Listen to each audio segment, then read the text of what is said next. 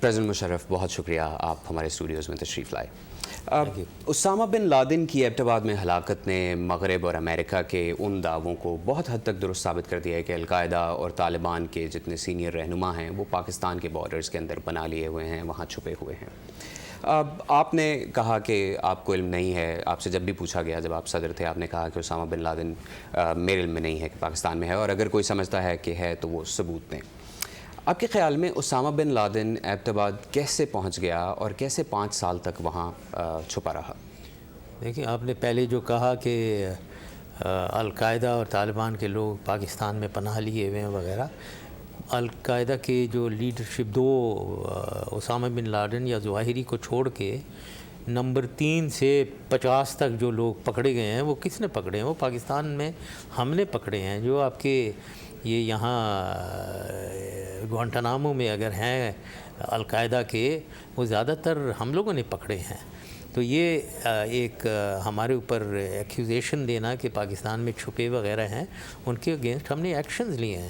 اب رہا القاعدہ کی بات، یہ اسامہ بن لادن کی، ہاں یہ میں نے کبھی یہ نہیں کہا تھا کہ یہ نہیں ہے یہاں۔ جب میرے سے لوگ ہمیشہ پوچھتے تھے کہاں ہے تو میں کہتا تھا مجھے نہیں معلوم ہے، کیونکہ کسی کو بھی نہیں معلوم ہے۔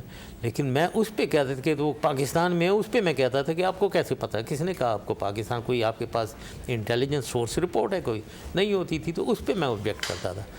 اب یہ ملا ہے ایبٹ آباد میں، اب ان پرانی باتوں کو تو چھوڑیں، یہ بہت زیادہ ڈیمیجنگ ہے سرٹنلی، بالکل یہ ایکسیپٹ کرنا پڑے گا کہ یہ اب ڈاؤٹ اس میں یہ ہے کہ یہاں کیا پاکستانی انٹیلیجنس یا آرمی ملوث تھی اس میں، یا ایک غلطی ہوئی ہے، ایک اوور سائٹ ہوئی ہے، ایک لیپس ہوئی ہے، ایک نیگلیجنس ہے بہت سیریس لیول کی، بہت ہی سیریس۔ پرسیپشن اس کی یہ ہے کہ ملوث تھی اصل میں آرمی ISI، لیکن میری نظر میں پوری میری جتنی بھی میری سوچ ہے بالکل ملوث نہیں تھی۔ یہ ایک نیگلیجنس کا ایشو ہے، یہ ایک بہت کوتاہی ہوئی ہے بہت سیریس لیول کی، اور پاکستان کو پروو کرنا پڑے گا پوری کوشش کر کے کہ یہ کوتاہی ہے، یہ ایک ملوث پاکستان نہیں تھا۔ اگر آپ کے دور میں یہ پتہ چل جاتا کہ اسامہ بن لادن پاکستان میں روپوش ہے تو آپ کیا کرتے؟ ایکشن لیتے، ظاہر ہے۔ ہمارے زمانے میں جتنے بھی یہ، جیسے میں نے کہا کہ 3 سے جتنے بھی ہم لوگوں نے پکڑے ہیں، ویدر خالد شیخ محمد ہے یا ابو زبیدہ ہے یا ابو فرج اللیبی ہے، ان کو کس نے پکڑا؟ ہم نے پکڑا تھا۔ انٹیلیجنس ہم شیئر کرتے تھے، انٹیلیجنس شیئرنگ ہوتی تھی پاکستانی ISI CIA کی، اور ٹارگٹ کو ہم یہ ان لوگوں کو لوکیٹ کر لیا کرتے تھے۔ ایکشن ہمیشہ پاکستان کرتا تھا، ہماری فورسز یوز ہوتی تھی، ہم کرتے تھے، تو اس پہ بھی ہم ایکشن لیتے اسی طریقے سے۔ آپ نے انٹیلیجنس شیئرنگ کی بات کی سر، اور CIA اور ISI کے جو تعلقات ہیں ان کی بات کی۔ ریمنڈ ڈیوس کے واقعے کے بعد اور اسامہ بن لادن کی ہلاکت کے واقعے کے بعد ISI اور CIA کے درمیان تعلقات تقریباً ختم ہو گئے تھے، لیکن اب ایک حالیہ میٹنگ میں واشنگٹن پوسٹ نے یہ کوٹ کیا ہے کہ لیفٹیننٹ جنرل شجاع پاشا اور CIA کے ڈائریکٹر جنرل مائیکل مورل کی ملاقات میں پاکستان 87 CIA کے اہلکاروں کو ویزا دینے کے لیے رضامند ہو گیا ہے۔ آپ کے خیال میں آج جس طرح کی کوآپریشن CIA اور ISI کے درمیان ہے، یہ کس حد تک اہم ہے جو مشترکہ گول ہے اس کو حاصل کرنے کے لیے؟ بہت زیادہ اہم ہے۔ آئی تھنک افغانستان میں پاکستان کی ISI جو ہے وہ اس کی 30 سال کی ایکسپیرینس ہے، 79 سے 89 تک ادھر، پھر 89 سے 2001 تک جب طالبان آئے ہیں، طالبان کو پاکستان نے ریکگنائز کیا تھا، ہمارا مشن تھا، ISI کانٹیکٹ میں تھی، تو ان کی بہت ان کے ساتھ انفارمیشن ہے، انٹیلیجنس ہے، وہ جانتے ہیں، تو لہٰذا ISI کی امپورٹنس تو کوئی ریلیگیٹ نہیں کر سکتی ہے۔ تو پاکستان ISI اور CIA کی کوآپریشن بہت اسینشل ہے اگر ہم نے وار آن ٹیرر کامیابی سے لڑنی ہے۔ اور پاکستان اور امریکہ کے تعلقات کی اگر بات کریں سر، تو حالیہ تاریخ کی کمزور ترین سطح پر ہیں اس وقت یہ تعلقات، اور یہ بات ڈھکی چھپی بھی نہیں ہے۔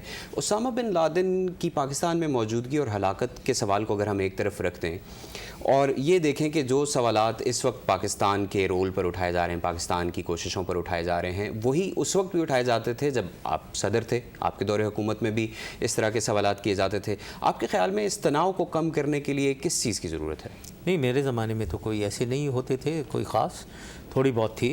جب میں نے خاص طور پہ جب میں نے یہ میری ایک تھیوری تھی کہ ہمیں پختونوں کو طالبان سے الگ کر دینا چاہیے. سارے طالبان پختون ہیں لیکن سارے پختون طالبان نہیں ہیں. تو یہ سب پختون کمیونٹی کو طالبان کی طرف دھکیلنا بہت غلط ہوگا. ہمیں پختونوں کو اپنی طرف لینا چاہیے اور ان کو کابل میں گورننس رول میں ڈالنا چاہیے. تو اس اسٹریٹجی کے اوپر میں نے ایک ٹرائبل جرگا کے سے کانٹیکٹ شروع کیے تھے ساؤتھ اور نارتھ وزیرستان میں, تاکہ ان ٹرائبل جرگا جو ان کا ایک سوشل کسٹم ہے ٹرائبز میں, ان سے جب ہم نے کانٹیکٹ اور ڈیلنگ شروع کی تو یہاں میڈیا میں کئی جگہ آ گیا کہ یہ جی میں طالبان سے ڈیل کر رہا ہوں. حالانکہ میں طالبان سے پختونوں سے ڈیل کر رہا تھا. اب وہ جرگے میں اگر کوئی طالبان بھی بیٹھے ہوئے ہیں ان کا مجھے نہیں پتہ تھا, کیونکہ ہر آدمی نے ہتھیار اٹھایا ہوا ہے, ہر آدمی مولوی وہ داڑھی رکھی ہوئی ہے, اس نے کوئی فرق تھوڑی پتہ ہوتا ہے کون طالبان ہے کون پختون ہے. اور اگر میں یہ کہتا تھا کہ اگر پختون ان میں کوئی طالبان بیٹھے ہیں جرگا میں تو ڈزنٹ میٹر, وہ ایکسپوز ہو جانے چاہیے. ہم 50% کو لے لیتے ہیں اگر اپنی طرف, وہی بتائیں گے ہمیں کون طالبان ہے. تو یہ اسٹریٹجی میں فالو کر رہا تھا. اس پہ لوگوں نے یہاں میڈیا میں آنے لگا کہ میں طالبان سے ڈبل ڈیلنگ کر رہا ہوں وغیرہ, جو بالکل حقیقت نہیں تھی. وہ میرے پہ اٹیک کر رہے ہیں تو ڈبل ڈیلنگ میں کیسے کر رہا ہوں. مذاکرات کی بات کرتے ہیں. آج کسی بہت ہی بنیادی سطح تک, بہت ہی چھوٹی سطح پر امریکہ اور طالبان کے درمیان رابطے ہو رہے ہیں.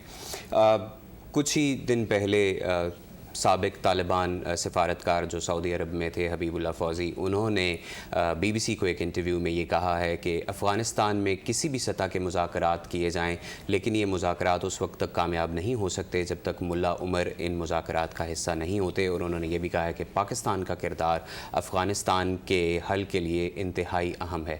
آپ کیا سمجھتے ہیں اس بارے میں؟ پاکستان کا کردار بہت اہم ہے, اور بلکہ میں نے تو یہاں کچھ میڈیا میں دیکھا ہے کہ وہ سمجھ رہے ہیں کہ پاکستان کی ضرورت نہیں ہے ابھی افغانستان میں حل ڈھونڈنے کے لیے. یہ بہت ہی ایک نائیو قسم کی بہت غلط فہمی ہے کسی کو اگر کوئی سمجھتا ہے پاکستان کا کردار نہیں ہے. پاکستان کا بہت اہم کردار ہے اس سلسلے میں. اب جہاں تک ملا عمر کی بات ہے, مجھے پوری پتہ نہیں ہے, لیکن مجھے یہ پتہ ہے کہ یہ جو طالبان ہے یہ مونولیت ایک فورس نہیں ہے. پہلے ہوتی تھی ملا عمر پورے افغانستان پہ 90% پہ کنٹرول تھا. ہم نے مشنز کھولی بھی تھیں, انہوں نے حکومت چلا رہے تھے پورے افغانستان میں. اب ملا عمر بھی ہے, سراج حقانی ہے, گلبدین حکمتیار ہے, یہ سب طالبان ہے. گلبدین حکمتیار کنار میں لڑ رہا ہے, سراج حقانی الگ. تو یہ ایک دوسرے کے نیچے نہیں ہے, کوئی ملا عمر کے نیچے نہیں ہے. تو جب یہ ہم کسی سے یہ نیگوسیشن ڈیل کر رہے ہیں, ہمیں اس بات کے بارے میں کانشیس رہنا چاہیے کہ ڈیل میں کیا سب آ رہے ہیں یا کون سے وہ ہیں گروپ ہے جو پیس اور امن کے لیے ہے, اس سے ڈیل کرنا ہے ہم نے. دوسرا اگر امن نہیں چاہتا ہے اس سے ملٹری کے ساتھ ڈیل کرنا پڑے گا, جو امن چاہتا ہے اس کے ساتھ پولیٹیکل ڈیلنگ کرنی پڑے گی. تو یہ اتنا آسان کام نہیں ہے کہ ہم طالبان سے ڈیل کر رہے ہیں. مجھے فرینکلی معلوم نہیں ہے کس طالبان سے ڈیل کر رہے ہیں. افغانستان کے بعض علاقوں کو افغان سیکیورٹی فورسز کے حوالے کرنا, کسی بھی امن معاہدے میں ابھی کچھ پروگرس نہیں ہو سکی ہے اور امریکی فوجوں کا انخلا بھی کچھ عرصے میں شروع ہونے والا ہے. تو کیا یہ ایک درست فیصلہ ہے؟ افغانی فورسز جو ہیں, سب سے پہلے تو ایک غلطی بہت زیادہ ہوئی ہے, وہ زیادہ تاجک ہیں انفارچونیٹلی. اس میں ایک ایتھنک کمپوننٹ جو ہے جس میں پختون کا ہونا بہت ضروری ہے. ایون پاکستان میں بھی ہم نے ہماری آرمی جو ہے وہ ایتھنک ریالٹیز کو مد نظر رکھتی ہے. فرنٹیئر فورس ریجیمنٹ ہیں, بلوچ ریجیمنٹ ہیں, پنجاب میں سندھ ریجیمنٹ ہے. یہاں بہت ضروری ہے کہ ایک ٹرائبل انوائرنمنٹ میں ایتھنک ریالٹیز کا خیال رکھا جائے. وہاں وہ فورس زیادہ تاجک فورس ہے, افغان نیشنل آرمی. اب اس کو یوز کرنا فار اس ایریاز میں جہاں پختون ہیں, یہ میرے خیال میں اتنی شاید کامیابی نہ ہو. اور ان کی لیول آف ٹریننگ دیکھنی پڑے گی, کیا یہ اتنی لیول آف ٹریننگ ہے کہ وہ مقابلہ کر سکیں القاعدہ اور طالبان کا. یہ سارا دیکھنا پڑے گا. پاکستان کی سیاسی صورتحال کی طرف آتے ہیں پریزیڈنٹ صاحب. پاکستان کی جو اپوزیشن جماعتیں ہیں وہ اب مطالبہ کر رہی ہیں کہ مڈ ٹرم انتخابات پاکستان میں ہونے چاہیے. آپ کے خیال میں کیا انتخابات وقت سے پہلے ہونے چاہیے یا مقررہ مدت پوری کرنی چاہیے اس اسمبلی کو؟ اب اتنا ٹائم مڈ ٹرم تو گزر کے اب تقریباً 3 سال سے زیادہ ہو گئے ہیں. فرینکلی اب تو 1.5 سال ٹوٹل رہ گیا ہے الیکشن میں، تو میرے خیال میں تو وہ 1.5 سال بعد ہی ہوں گے، لیکن اگر زیادہ سے زیادہ اس سے پہلے ہوئے تو اس سے کوئی میرے خیال میں 8-10 مہینے پہلے ہو سکتے ہیں، لیکن 2012 میں کوئی مئی جون میں، اپریل مئی جون میں ہو سکتے ہیں، کیونکہ سینٹ الیکشن ہیں مارچ میں، میرے خیال میں اس کے بعد ہی ہوں گے، تو یہ میری نظر میں یہ نارمل ٹرم پورا کر کے ہی الیکشنز ہوں گے۔ آپ کی پارٹی اب رجسٹرڈ پارٹی ہے پاکستان میں، الیکشن کمیشن نے آپ کی پارٹی کو رجسٹر کر لیا ہے، آپ جانے کا ارادہ بھی رکھتے ہیں، آپ نے کہا ہے کہ آپ 23 مارچ 2012 کو پاکستان جائیں گے۔ پاکستان کو آج جن مشکلات کا سامنا ہے، اگر آپ پاکستان کی قیادت کر رہے ہوتے، آپ پاکستان میں ہوتے، تو آپ ان مشکلات سے کیسے نمٹتے؟ ہاں بالکل، یہ سوال کا جواب ذرا لمبا ہوگا، میں لمبا جواب نہیں دینا چاہوں گا۔ سب سے پہلے تو سمجھ ہونی چاہیے مشکلات کی۔ ہمیں ہمارے ڈس فنکشنل گورنمنٹ ہے، تو پہلے تو گورننس بہتر کریں، ایک ایفیشینٹ، ایفیکٹو، آنیسٹ، ایماندار گورنمنٹ لائیں۔ دوسرا، اس کی اکانومی نیچے کی طرف جا رہی ہے، اکانومی کو بحال کریں، اس کو اپ سرچ پہ لائیں۔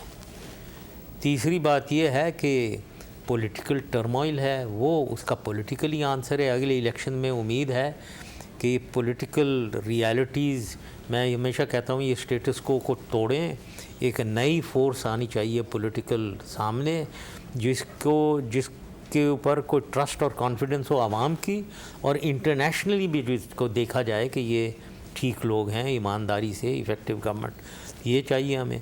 اور لاسٹلی ہمیں ٹیررزم سے لڑنا ہے۔ ناؤ ٹیررزم کی نیوانسز ہیں، ایک ایکسٹریمزم ہماری سوسائٹی کے اندر ہے، پھر القاعدہ ہے، پھر طالبان ہے، پھر یہ مجاہدین ہیں کچھ جو کشمیر میں اورینٹیشن ان کا تھا، لیکن اب وہ ان طالبان میں بھی ہو گئے ہیں، اور پھر پاکستان میں بھی وہ دہشت گردی کرتے ہیں کچھ، تو ان سے بھی نمٹنا ہے۔ تو سب کی سمجھ الگ الگ ہے، سب کے ساتھ الگ حکمت عملی چاہیے ڈیل کرنے کے لیے۔